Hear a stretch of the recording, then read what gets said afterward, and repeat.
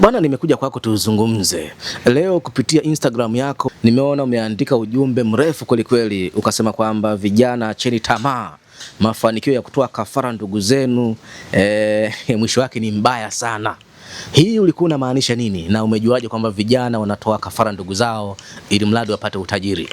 Asante mtangazaji, labda tu kwa mtazamaji mpya, mimi ni Mfalme Dr. Fadhili, kiongozi wa kimila, jadi, asili na utamaduni, ambaye pia ni kiongozi wa kiroho katika misingi ya jadi. Nasikitika sana kwamba kwa bahati mbaya sana kuna mambo mengi ya jamii, hususan hasa masuala yanayohusiana na mambo ya adabu au mambo ya nidhamu, tumekuwa wengi hawayafundishi tena. Utafiti ambao nimeufanya kwa miaka ya kutosha katika kazi yangu hii ya ufalme unanionyesha wazi kwamba vijana wengi wana changamoto, na vijana wengi wana tamaa, na vijana wengi wana shida. Na ndio maana hususan hasa kundi la vijana wengi, ndio maana unaona kwamba wamejiunga mpaka kwenye hizi secret society. Mtu anaamua awe shoga ili aweze kupata riziki. Na kwa bahati mbaya ni kwamba mwingine mpaka anatoa kafara za wazazi wake, ama ni mzazi mama ama ni mzazi baba, ili aweze kupata fedha. Mwingine anaamua kusacrifice hata mfumo wa maisha yake, hususan katika hii kuna ndagu moja inafanyika pale Ngende huko maeneo ya Njombe, ya kuku anadonoa mahindi. Na unajikuta kwamba ukidonoa mahindi matatu, basi maisha yako miaka mitatu utakuwa na utajiri wa kutisha, lakini baada ya hapo utajiri wako unakufa. Lakini vijana wasichokijua, utajiri huo haurithishwi. Huo wa Ngende sio wa Ngende tu, yani utajiri wowote utakaohusika na kafara za kutoa uhai wa kiumbe cha mtu, yani kiumbe mtu, huo utajiri huo hauwezi kudumu.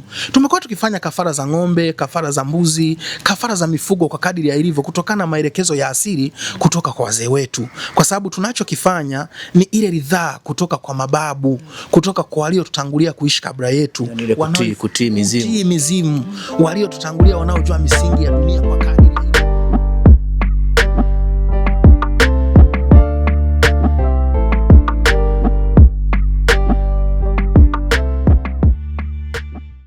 Bwana, uhali gani mtazamaji wa PTV Tanzania popote pale ulipo, na imani kabisa uko good na unaendelea kufuatilia kazi zetu ambazo huwa tunazifanya, au sio bwana?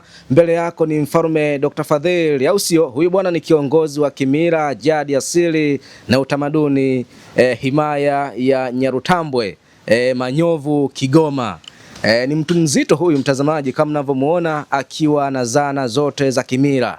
Na leo ameandika ujumbe kwenye Instagram yake akiwasihi vijana waache tamaa za utajiri wa kutoa kafara ndugu zao. Nikaona leo nifike hapa niweze kumhoji kwa nini anasema kwamba vijana waache tamaa, wawe na utajiri wa halali, waache kutoa kafara ndugu zao, wakati huo yeye anazana kama hivi unavyoziona, zana ambazo za kimila. Kuna mapete kama unavyoona. Anakwenda kuzungumza Mfalme Dr. Fadhili. Mfalme Dr. Fadhili, asalamu alaykum. Wa alaykum salam. Unaendeleaje mkuu? Nashukuru Mungu sana, japo salamu yako unanikumbusha wakati nikiwa kule Tehran. Kule nikiwa kule nilikutana na Waarabu wa asili wa Pejin. Wakati huo nikakuta kwamba wao hata sio Waislamu, lakini nao wakiwa wanatumia salamu hizi. Nilipowahoji wakasema hapana, hizi ni salamu pekee na wala hazijafungamana sana na mambo ya imani. Wa alaykum salam. Telani huko. Naam. Okay. Bwana, nimekuja kwako tuzungumze. Leo kupitia Instagram yako nimeona umeandika ujumbe mrefu kweli kweli, ukasema kwamba vijana acheni tamaa, mafanikio ya kutoa kafara ndugu zenu mwisho wake ni mbaya sana. Hii ulikuwa unamaanisha nini, na umejuaje kwamba vijana wanatoa kafara ndugu zao ili mradi wapate utajiri? Asante mtangazaji, labda tu kwa mtazamaji mpya, mimi ni Mfalme Dr. Fadhili, kiongozi wa kimila, jadi, asili na utamaduni, ambaye pia ni kiongozi wa kiroho katika misingi ya jadi. Nasikitika sana kwamba kwa bahati mbaya sana kuna mambo mengi ya jamii, hususan hasa masuala yanayohusiana na mambo ya adabu au mambo ya nidhamu, tumekuwa wengi hawayafundishi tena. Kama unavyofahamu kwamba kanisani watu wamekuwa wakienda kwa ajili ya ibada pekee, wakati mwingine wakisahau mambo ya kijamii. Lakini pia hata msikitini watu wamekuwa wakienda kwenye ibada pekee kwa ajili ya kufanya ibada kwa Muumba, lakini wakisahau baadhi ya mengine yaliyopo kwenye jamii ambayo kwa kweli ni changamoto kubwa sana. Mimi kama nilivyokueleza, kama kiongozi wa kimila, nimekuwa nikihusika vema kuweza kuwasaidia vijana katika kuwatoa katika umaskini ambao umekuwa umekithiri kwa wengi, hasa kwa Waafrika wenzangu, na si pekee Afrika, hata nje ya Afrika. Kama nilivyokuambia, huko Tehran, huko India, Canada, Amerika, Sweden, kote nimefika kwa ajili ya huduma hii ambayo naona naifanya. Lakini pia nikiwa ninapokea simu kwa wingi sana, na wakati mwingine nikawa na masikitiko. Simu moja ambaye ni umiza sana ni simu ya kijana kutoka Kongo, wakati aliponiomba kwamba naomba nimsaidie kafara, namna ambavyo anaweza kafanikiwa angalau kupata ndagu inayoweza kumpatia fedha, na akajaribu kujitanabahisha kwa kufafanua jinsi na namna ambavyo yeye alikuwa amependekeza. Maana alipendekeza kwa kuniambia, Mfalme Dr. Fadhili, mimi nimeishi umaskini kwa muda wa kutosha sana, na nimejitahidi kutafuta kwa kadri na jinsi ambavyo nimefanikiwa, lakini ninaishia kupata fedha ya kula pekee. Sasa nina mke na nina watoto 5. Mimi mfalme, niko tayari kuweza kutoa mtoto mmoja ili asaidie hawa watoto wengine. Nilimwelewa haraka, nikamwambia, ulitamani umtoe kwa namna ya ndagu ili aweze kufa ili uendeleze wengine? Akasema ndio, na ndio maana nimekuwa muwazi, kwa sababu naona kila ninapokuomba namna ya ndagu umekuwa ukiniambia maneno mengine ambayo mpaka najiuliza, au hiyo kazi haufanyi? Sasa baada ya hapo nimeendelea kupokea simu nyingi tofauti tofauti, wengine pia hata wakinieleza wazi kwamba ninao wazazi wote, yani wakihisi labda pengine mimi tayari nimejiunga Freemason, au pengine na mimi nimejiunga katika vikundi vya siri, kwa namna ya hizo tunaita secret society, ili basi niweze kuwa na mafanikio. Ni swala lililo wazi. Kama ulikuwa makini, miaka ya 2012 mpaka 2016 niliweza kutangazwa katika magazeti mbalimbali yakiwemo pia ya Forbes kama tajiri kijana Afrika Mashariki, ambaye nilikuwa nimepata tuseme mapato makubwa sana katika kampuni zangu, na ile kitu iliweza kushangaza watu wengi, na hata wakahisi labda pengine nitakuwa niko kwenye sehemu ya hizi secret society, lakini ukweli ni kwamba hapana. Na ndio maana mimi kama kiongozi wa kimila ndiye ninayetakiwa niwaambie ukweli huu vijana. Mimi nilipata fedha na ninapata fedha kwa jitihada na juhudi, na kwa juhudi na jitihada ambazo nazifanya siwezi nikakosa fedha kabisa, kwa sababu kitu cha kwanza ambacho inabidi ukifahamu, mimi ni msomi, na ninaposema Mfalme Dr. Fadhili, mimi ni daktari by professional, na ninayo hospitali yangu ambayo ni hospitali ya Fathergate, nadhani si ngeni kwako, na iko Mbezi Beach. Unapozungumzia Mbezi Beach, ni sehemu ya kifahari kwa Dar es Salaam, ambayo inaweza kuchukua nafasi kama ya pili baada ya Masaki. Lakini ikumbuke wazi kwamba nje na hiyo ofisi bado nina baadhi ya ofisi zingine zikiwemo nyumba za wageni na baadhi ya biashara zingine pia. Kwa hiyo lazima nipate fedha, na ndio maana wakati mwingine vijana wengi huwa wanatumia muda huu kuwashauri, kwa sababu vijana wanahitaji ushauri. Na ninapowaambia vijana acheni tamaa, ni kwa sababu ninajua vijana wengi wanahitaji maendeleo ya haraka. Ukiangalia umri wangu na umri wa vijana wengi, bado walio kwenye umri wangu bado wanajitafuta.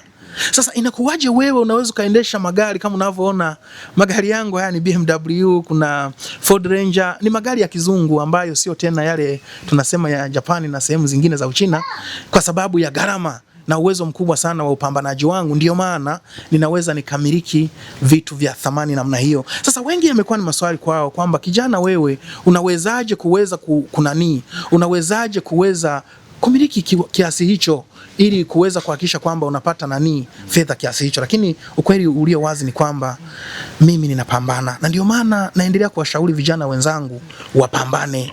Maisha ni mapambano, maisha ni kanuni, na kama utakuwa hujaweza kuelewa taratibu hizi, basi ujue unaweza kubaki nyuma tu. Pamoja na kwamba ninafahamu wazi kwamba ubaya katika dunia, wema si wote. Wapo wema na walioasi ambao wamekuwa wakitumia uchawi kuwaroga watoto wa wenzao wasifanikiwe. Sasa hapo ndipo mimi Mfalme Dr. Fadhili ninapoingilia, kwamba nafahamu kuna vijana hawafanikiwi kwa sababu wamerogwa, kwa sababu wameraniwa, au kuna mikosi inayowafuatilia. Ile huwa ndio tunaweza tukaitatua, ili kila mmoja atakayefanya utafutaji wake aweze kufanikiwa kwa ufanisi. Na okay. Umetafakari nini mpaka uanze kuwashauri vijana waache tamaa kuingia kwenye utajiri wa kutoa kafara ndugu zao? Nini ambacho kimekusukuma hasa, na labda kuna kitu ulishawahi kukifanya kinakufanya ujute? Asante sana. Si kwamba nimetafakari, ni utafiti tu ambao nimeendelea kufanya kwa miaka ya kutosha, hususan hata kama ninavyoweza kukueleza wazi kwamba utafiti ambao nimeufanya kwa miaka ya kutosha katika kazi yangu hii ya ufalme unanionyesha wazi kwamba vijana wengi wana changamoto, na vijana wengi wana tamaa, na vijana wengi wana shida, na ndio maana hususan hasa kundi la vijana wengi, ndio maana unaona kwamba amejiunga mpaka kwenye hizi secret society.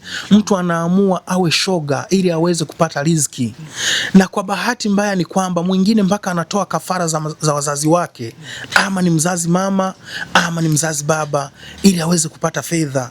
Mwingine anaamua kusacrifice hata mfumo wa maisha yake, hususan katika hii kuna ndagu moja inafanyika pale Ngende huko maeneo ya Njombe ya kuku anadonoa mahindi, na unajikuta kwamba ukidonoa mahindi matatu basi maisha yako miaka mitatu utakuwa na utajiri wa kutisha, lakini baada ya hapo utajiri wako unakufa. Lakini vijana wasichokijua, utajiri huo haurithishwi. Huo wa Ngende sio wa Ngende tu, yani utajiri wowote utakaohusika na kafara za kutoa uhai wa kiumbe cha mtu, yani kiumbe mtu, huo utajiri huo hauwezi kudumu. Tumekuwa tukifanya kafara za ng'ombe, kafara za mbuzi, kafara za mifugo kwa kadiri ya ilivyo, kutokana na maelekezo ya asili kutoka kwa wazee wetu, kwa sababu tunachokifanya ni ile ridhaa kutoka kwa mababu, kutoka kwa waliotutangulia kuishi kabla yetu, yani kutii mizimu, waliotutangulia wanaojua misingi ya dunia kwa kadiri ya ilivyo. Kwa hiyo nimefanya utafiti katika nchi mbalimbali, si pekee Tanzania na si pekee mkoa wa Dar es Salaam. Ikiwa kuna tukio moja la kweli, ninalisema kama lilivyo, kwa sababu mimi ni kiongozi wa kimila, na uzuri mimi ni katibu mkuu wa Muungano wa Falme za Afrika. Hivyo machifu wote ndani ya Afrika wanafahamu uwepo wangu na wanajua kama nimejitolea kuwasaidia vijana.